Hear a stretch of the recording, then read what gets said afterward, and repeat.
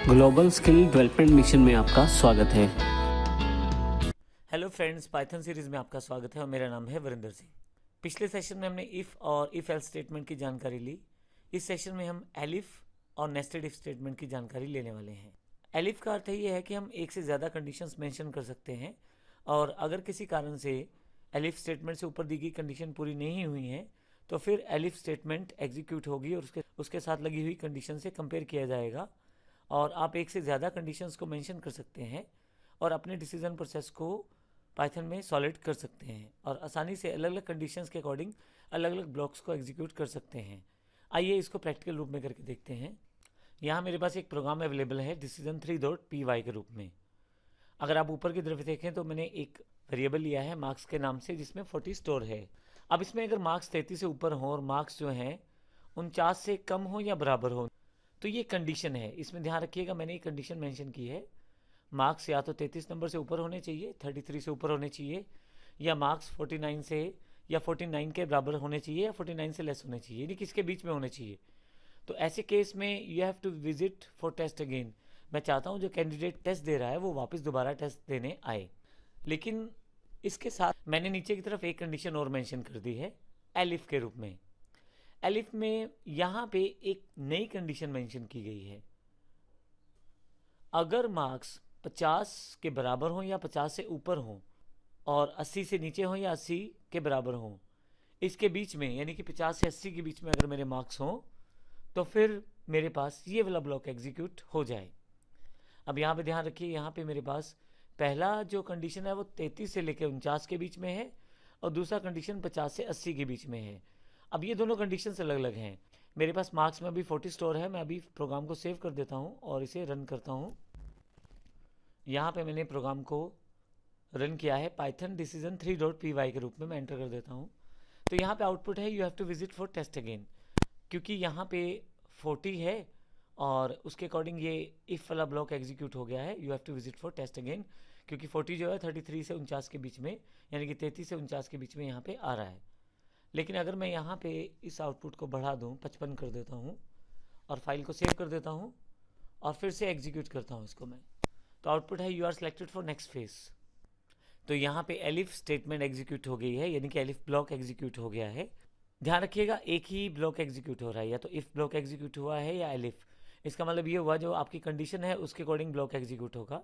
अगर आपकी कंडीशन यहाँ पे पहली कंडीशन को सेटिस्फाई करती है तो पहले वाला ब्लॉक एग्जीक्यूट हो जाएगा, लेकिन अगर दूसरी कंडीशन सेटिस्फाई करती है तो दूसरा वाला ब्लॉक एग्जीक्यूट हो जाएगा। यहाँ पे एक और प्रोग्राम है decision4 साथ में। मैंने एक कंडीशन को और बढ़ा दिया यहाँ पे। अगर 81 प्रोग्राम बिल्कुल सेम है यहाँ पे, लेकिन यहाँ पे एक कंडीशन और ऐड हो गई है एलिफ में। अगर आप मार्क्स 81 या 81 से ज़्यादा हैं और 100 के बीच में हैं तो यहाँ पे एक और ब्लॉक को ऐड कर दिया है, you need not to give any interview और सिलेक्टेड फॉर जॉब। तो यहाँ पे मैंने एक ब्लॉक और तैयार कर दिया है। अगर इस तरह से यहाँ पे जिस भी ब्लॉक में आपके पास आउटपुट रहेगा वो मार्क्स के अकॉर्डिंग रहेगा। तो मैं यहाँ पे 85 कर देता हूँ अभी और फाइल को सेव कर देता हूँ।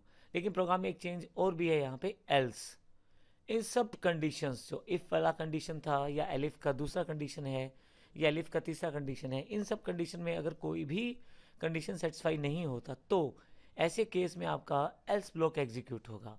तो इसका अर्थ ये हुआ कि आप जितनी चाहे कंडीशन स्पेसिफाई कर दें इफ़ ब्लॉक में, एलिफ ब्लॉक में, लेकिन अगर वो सारी की सारी पूरी नहीं होती, अर्थात ट्रू नहीं होती उस कैटेगरी में, तो फिर आपके पास एल्स कैटेगरी एग्जीक्यूट हो जाएगी यहाँ पे।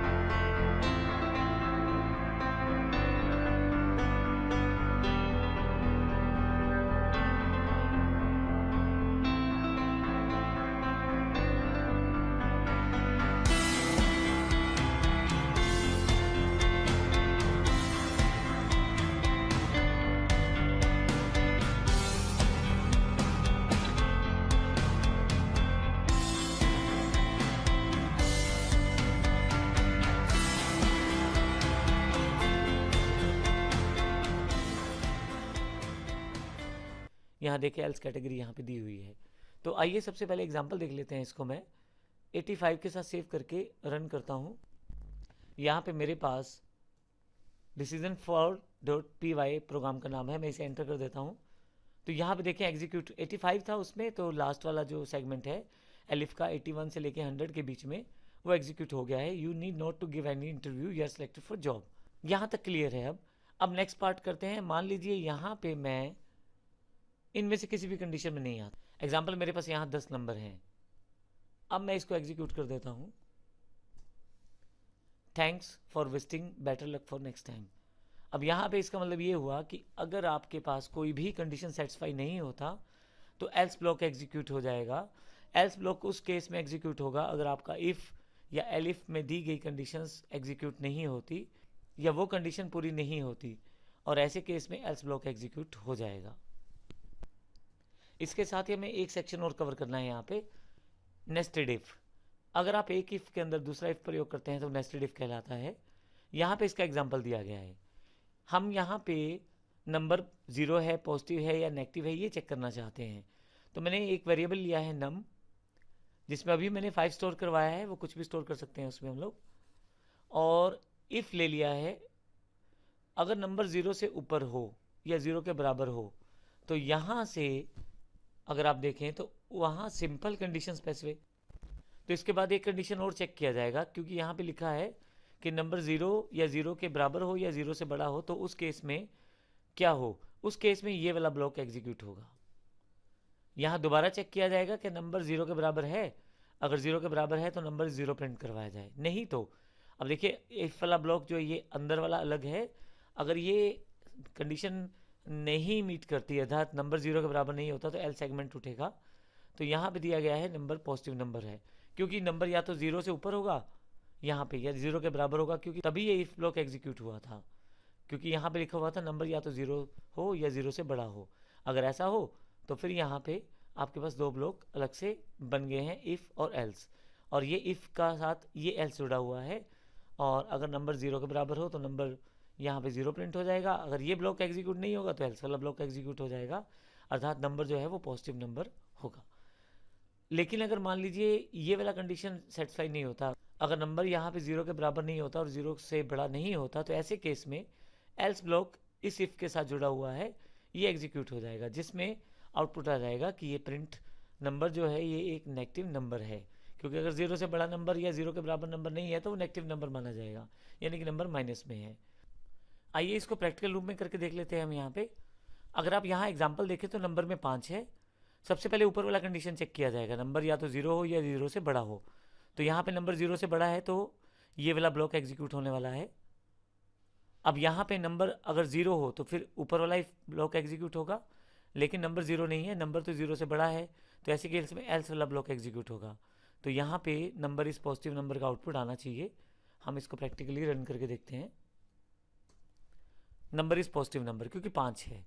लेकिन अगर मैं यहाँ पे 0 कर देता हूँ तो ऐसे केस में 0 के बराबर या 0 से बड़ा होना चाहिए, तो पहले वाला जो स्टेटमेंट है वो एग्जीक्यूट हो जाएगा, यहाँ पे इफ ब्लॉक एग्जीक्यूट होगा। इसके साथ ही इस ब्लॉक में आपके पास आ जाएगा कंट्रोल। तो यहाँ पे इफ़ अगर नंबर 0 के बराबर हो, जो कि है इस वक्त, तो फिर इफ़ ब्लॉक एग्जीक्यूट हो जाएगा, यहाँ एल्स ब्लॉक एग्जीक्यूट नहीं होगा। मैं इसको रन करके देख लेता हूँ, क्योंकि मैंने ऊपर चेंज किया है नंबर इज़ 0, क्योंकि अब यहाँ पे नंबर 0 के बराबर है।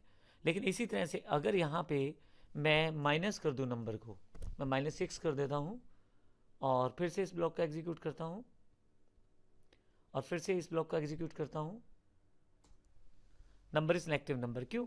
क्योंकि अब नंबर 0 के बराबर या 0 से बड़ा नहीं है और नंबर तो माइनस में है, तो ऐसे केस में ये पूरा का पूरा सेगमेंट एग्जीक्यूट नहीं होगा। अब उसके पश्चात होगा क्या कि एल्स वाला सेक्शन एग्जीक्यूट हो जाएगा। एल्स वाले सेक्शन में हमने नंबर नेगेटिव नंबर दिया हुआ है। तो इस तरह से हमने नेस्टेड इफ के साथ काफ़ी सारे डिसीजन को सेटअप किया है, और इस तरह से आप इफ़, एलिफ, एल्स और नेस्टेड इफ के साथ काफ़ी सारे डिसीजंस को वर्कआउट कर सकते हैं पाइथन में। धन्यवाद।